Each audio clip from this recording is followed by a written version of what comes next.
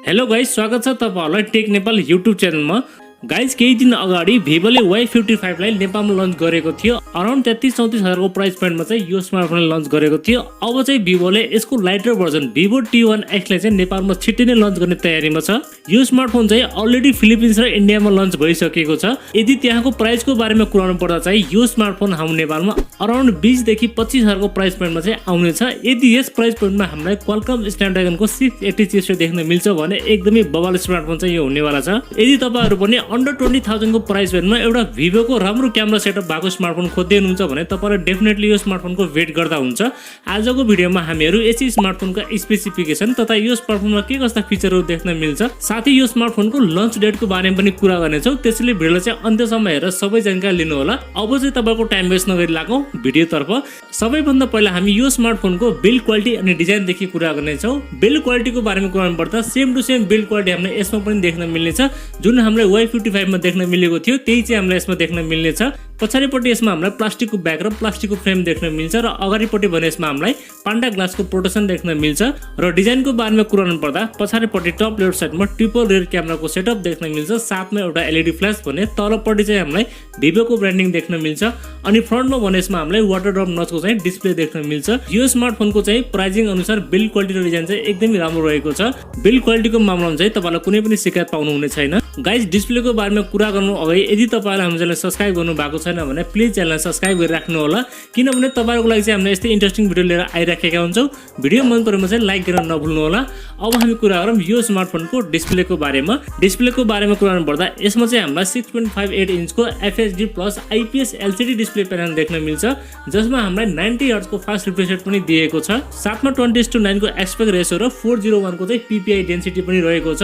No doubt display quality चाहिँ यसमा एकदमै बबल रहेको छ, किनभने यसमा हामीलाई FHD+ रेजोल्युसन देख्न मिल्नेछ। तपाईहरुलाई चाहिँ यो डिस्प्लेमा कन्टेन्ट वाचिङको लागि र गेमिङको लागि चाहिँ कुनै पनि शिकायत देख्न मिल्ने छैन। प्राइसिङ अनुसार चाहिँ यसमा हामीलाई डिस्प्ले एकदमै राम्रो क्वालिटी देख्न मिल्छ।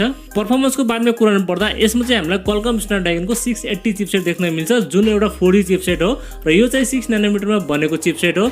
यसमा हामीलाई पावर एफिसिएन्सी एकदमै राम्रो देख्न मिल्छ र हिटिङ पनि एकदमै कम देख्न मिल्छ।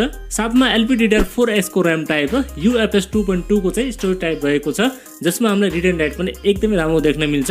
तपाईहरुलाई चाहिँ यो चिपसेटमा डे टु डे परफर्मेन्स चाहिँ एकदमै राम्रो देख्न मिल्छ र यसमा तपाईहरुले गेमिङ पनि मिडियम सेटिङमा तपाईले राम्रो तरिकाले खेल्न सक्नुहुनेछ।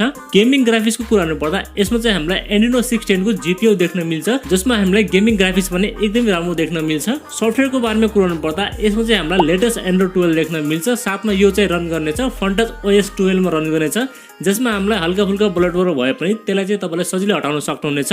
आई थिंक तपाईहरुलाई सफ्टवेयरको मामलामा चाहिँ तपाईलाई कुनै पनि शिकायत देख्न मिल्ने छैन। क्यामेराको बारेमा कुरा गर्नुपर्दा यसमा चाहिँ हामीलाई ट्रिपल रियर क्यामेराको सेटअप देख्न मिल्छ, जसमा हामीलाई 50 मेगापिक्सलको प्राइमरी सेन्सर 2+2 को चाहिँ माइक्रो र डेप्थ सेन्सर देख्न मिल्छ। अनि अगाडिपट्टि भने यसमा हामीलाई 8 मेगापिक्सलको सेल्फी क्यामेरा सेन्सर देख्न मिल्छ। तपाईहरुले चाहिँ पछाडिको र अगाडि क्यामेराले 1080 को 30 fps सम्म चाहिँ भिडियो सुट गर्न सक्नुहुनेछ। क्यामेराको मामलामा चाहिँ यसमा तपाईलाई प्राइमरी क्यामेरा सेन्सर एकदमै राम्रो देख्न मिल्छ र सेल्फी क्यामेरा पनि तपाईलाई लगभग ठिकठाक देख्न मिल्छ।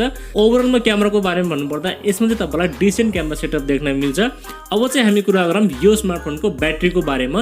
यसमा चाहिँ हामीलाई 5000 mAh को ब्याट्री देख्न मिल्छ र जसलाई चार्ज गर्नको लागि 18 वाट को चार्ज चाहिँ तपाईले बक्समा पाउनुहुनेछ। ब्याट्री ब्याकअप चाहिँ यसले तपाईलाई आरामसँग 1.5 दिनको मज्जाले दिनेछ। अब चाहिँ हामी कुरा गरौँ सेन्सरहरुको बारेमा। यो स्मार्टफोनमा तपाईलाई साइड फिङ्गरप्रिन्ट सेन्सर देख्न मिल्छ र फेस अनलक पनि यसमा रहेको छ र साथमा यसमा तपाईलाई 3.5 mm को ज्याक पनि दिएको छ। चार्जिङको लागि टाइप सी पोर्ट पनि रहेको छ र यसमा तपाईलाई सिंगल स्पिकर पनि देख्न मिल्छ। अनि तपाईलाई अन्य बाँकी सबै बेसिक सेन्सर पनि यसमा तपाईले पाउनुहुनेछ। अब चाहिँ हामी कुरा गरौँ यो स्मार्टफोनको एक्सपेक्ट प्राइसको बारेमा। यो स्मार्टफोन चाहिँ हाम्रो नेपालमा अराउन्ड 20,000 को प्राइस पोइन्टमा चाहिँ आउनेछ। यदि यस प्राइस पोइन्टमा आउँछ भने एकदमै क्लियर स्मार्टफोन हुनेवाला छ, किनभने यसमा तपाईलाई राम्रो परफर्मेन्स देख्न मिल्नेछ। साथै यसमा तपाईलाई क्यामेरा सेटअप पनि एकदमै राम्रो देख्न मिल्नेछ। नेपालमा चाहिँ यो स्मार्टफोन कहिलेसम्म आउँछ भने त्यसको चाहिँ अहिले फिक्स डेट आएको छैन। मलाई जहाँसम्म लाग्छ यो स्मार्टफोन चाहिँ 1 महिनासम्म पक्कै पनि नेपालमा आउनेछ। नेपालमा आएपछि त्यसको डेडिकेटेड भिडियो बनाएर चाहिँ मैले आफ्नो च्यानलमा राखिदिने छु।